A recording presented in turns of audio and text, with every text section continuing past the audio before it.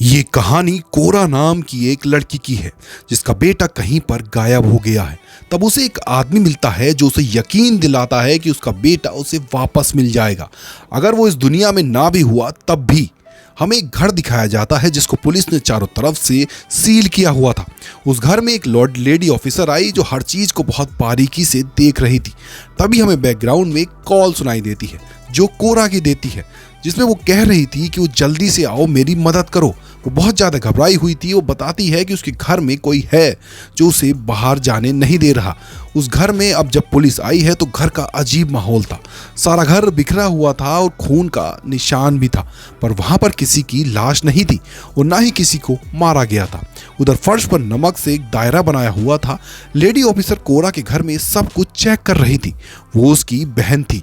हर चीज को जांच करने के बाद वो पुलिस स्टेशन आ जाती है और यहाँ पर वो कोरा से पूछताछ करती है क्योंकि उसके शरीर पर भी खून नहीं लगा हुआ था। पहले तो वो कुछ नहीं बताती, मगर ज्यादा पूछने पर सब कुछ बता देती है। वो कहती है ये सब तो मैं अपने बेटे को सिर्फ वापस लाने के लिए कर रही थी। कोरा की बहन कहती है कि तुम होश में भी हो? तुम्हारा बेटा तो आज से 7 साल पहले गायब हो गया था और हो सकता है अब वो जिंदा भी ना हो। उसकी बहन से पूछती है कि ये खून किसका है। कोरा अभी भी कुछ नहीं बताती आखिर कोरा के साथ हुआ क्या था। इसके बाद हमें उस पास्ट की कहानी दिखाई जाती, उस वक्त की जब कोरा का बेटा गायब हुआ था। कोरा एक गैर जिम्मेदार माँ थी, हर वक्त नशा किया करती थी। वहीं उसके साथ एक लड़का रहता था जो उसका दोस्त था। उसके साथ वो भी हर वक्त नशा किया करता था। उनकी ये हालत भी कुछ अच्छी नहीं थी, तो इसलिए पैसों के लिए भी वो हर गलत काम करने के लिए तैयार हो जाते थे। एक दिन कोरा के घर पर पुलिस आई। कोरा और उसका दोस्त दोनों घबरा गए। उन्हें ऐसा लग रहा था कि पुलिस इन्हें पकड़ने आई है, मगर वो कोरा से पूछते हैं कि क्या आप जानती हैं कि आपका बेटा कहाँ पर है।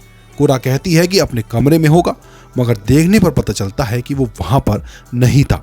अब कोरा के बेटे को ढूंढने के लिए एक टीम तैयार होती है।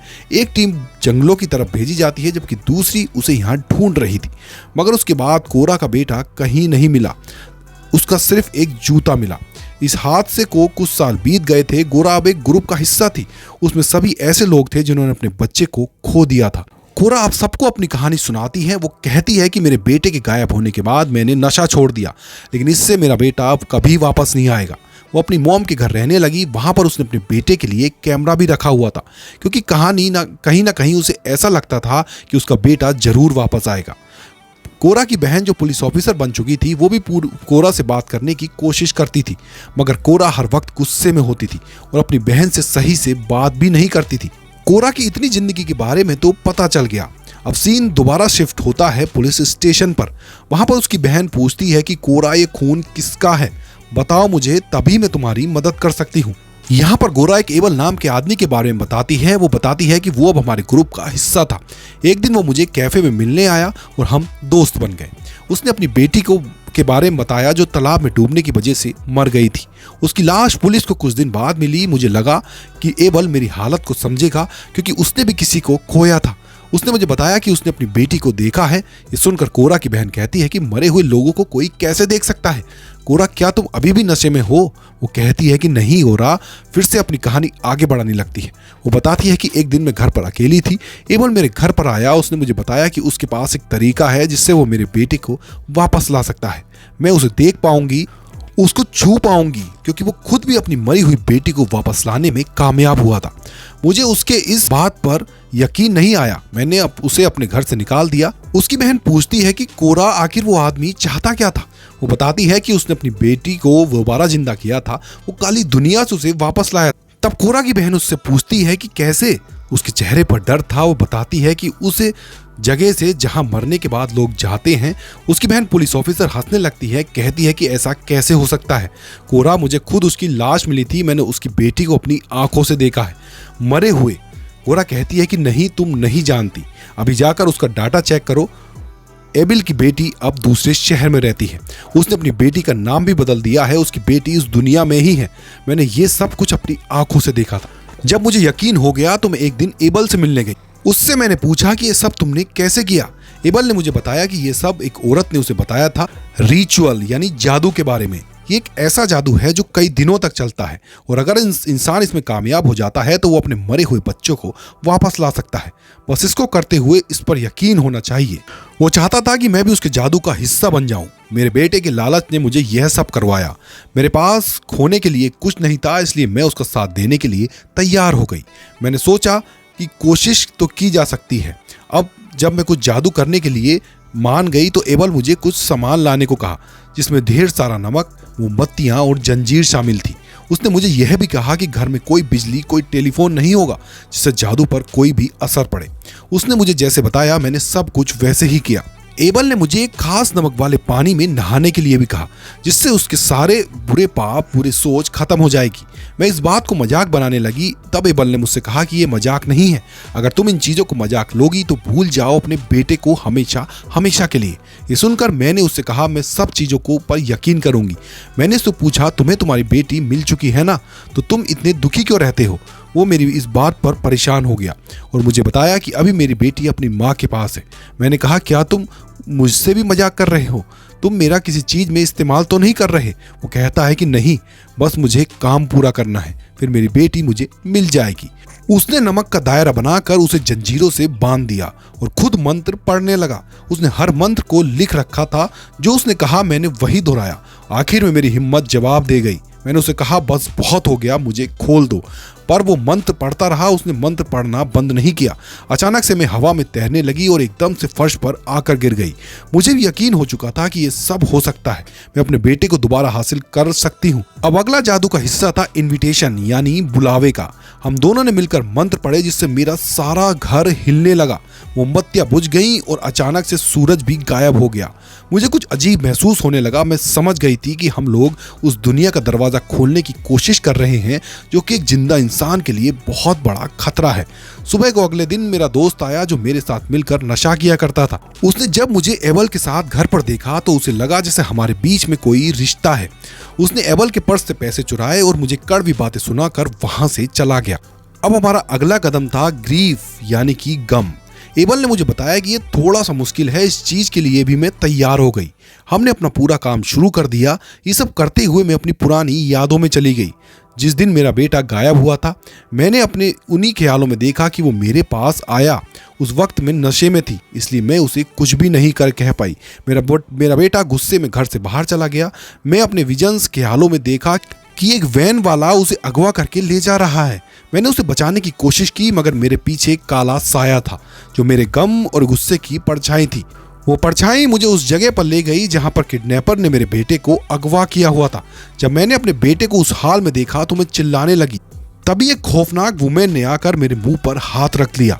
उसने मुझसे कहा कि तुम अपने बेटे को दोबारा हासिल करना चाहती हो तो खुद पर काबू रखना होगा।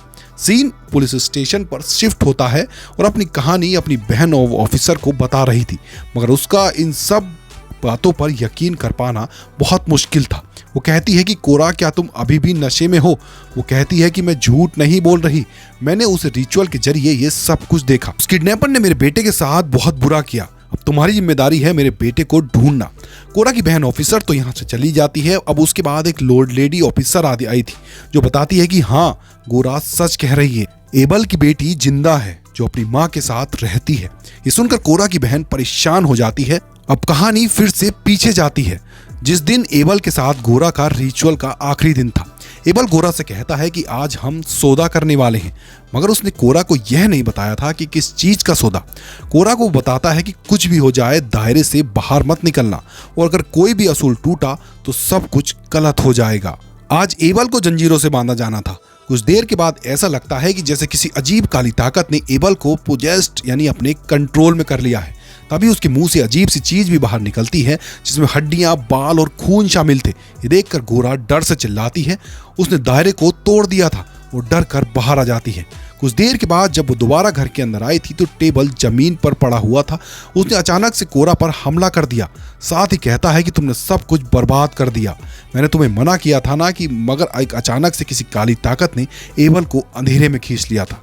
अब वो काली ताकत कोरा के पास आई और उससे ये रिचुअल पूरा करने को कहती है, और ये भी कहती है कि अगर उसने ऐसा नहीं किया तो अपने बेटे को भूल जाए। गोरा अभी भी यहाँ पर समझ नहीं पाती कि एबल ने उसको कहा था वो किसी और का नहीं बल्कि गोरा का सौदा करना चाहता था, वो भी एक काले शैतान से। अब गोरा अगले रिचुअल के हिस्से के लिए एक बकरी लाती है। उसने उसको एक कमरे में बंद कर दिया था। अपने रिचुअल को पूरा करने के लिए वो दोबारा जब कमरे से बाहर आई तो इस बार मंत्र पढ़ने पर वो अपने विजन्स ख्यालों में अजीब से खेतों में पहुंच गई थी। वहां पर उसे एविल मिलता है जो उसे मांस गोश्त खाने का कहता है और गिलास में खून पीने को देता है। ये सब कोरा को करना था, जिसके बाद ही वो अपने बेटे से मिल पाएगी, मगर उसके लिए ये सब कुछ करना मुश्किल था। एबल को उसकी इस हरकतों पर बहुत गुस्सा आता है। वो उसको बताता है कि दरअसल उसे काली ताकत को अपने लिए एक शरीर चाहिए था। वो शरीर तुम्हारा होता तो मैं अपनी बेटी से मिल पाता, मेरा ये रिचुअल पूरा हो जाता, मगर कोरा तुमने सब कुछ खराब कर दिया, क्योंकि एबल तो खुद ही अपनी काली जादू की वजह से मर चुका था। कोरा वापस से अपनी असल दुनिया में आ जाती है, जहां पर एक शैतान यानी कि वो काली ताकत जिसको ये शरीर देना चाहता था वो कोरा के पीछे होता है। वो कोरा से कहता है कि अगर तुमने शरीर नहीं दिया तो तुम्हारा बेटा बहुत मुसीबत में होगा। कोरा अपने बेटे को किसी भी तरह हासिल करना चाहती थी, इसलिए उसने अपने दोस्त को कॉल करके बुला लिया था जो अक्सर उसके साथ नशा किया करता था। जब वो उसके घर आया तो कोरा ने धोखे से उसे उस शैतान के आगे फेंक दिया, मगर शैतान को उसके दोस्त का नहीं बल्कि गोरा का शरीर चाहिए था। वो उसके पीछे था। गोरा पागलों की तरह अपनी जान बचाती घर में घूम रही थी और पुलिस को कॉल करती है कि मेरी मदद करें, मैं मुसीबत में हूं। और ये वही सीन था जो हमने शुरू में सुना था। कहानी दोबारा से प्रेजेंट में आई, जहां पर कोरा से उसकी बहन ये कह रही थी कि जब तक सही तरह तुम केस की जांच पड़ताल नहीं हो जाती तो मैं पुलिस स्टेशन में ही रहना होगा। कोरा अपनी बहन को समझाती है कि शैतान मेरे पीछे है, वो मेरे बेटे के बदले मेरी जान ले लेगा, मगर उसकी बहन को ऐसा लग रहा था कि कोरा जेल में महफूज है और ये सब वो नशे में बोल रही थी। कोरा को पता चल जाता है कि अब उसका आखिरी वक्त आ चुका है। लाइट जलने बुझने लगती है और एक आवाज गूंजती है कि रिचुअल पूरा हुआ। शैतान कोरा की आत्मा को लेकर अपने साथ चला गया था। उधर कोरा की बहन एक बार फिर से उसके घर की तलाशी लेने जाती है। यहाँ पर उसे अलमारी से एक आवाज आ रही थी। वो जाकर देखती है तो उसे वहां कोरा का बेटा मिलता है, बिल्कुल वैसा जैसा वो 7 साल पहले गायब हुआ था। इसका मतलब एबल सच्चा था। उसके रिचुअल से कोरा का मरा हुआ बेटा वापस तो आ गया था, मगर कोरा को अपनी जान देनी पड़ी। इसके साथ ही इस फिल्म की कहानी यहीं पर खत्म हो जाती है।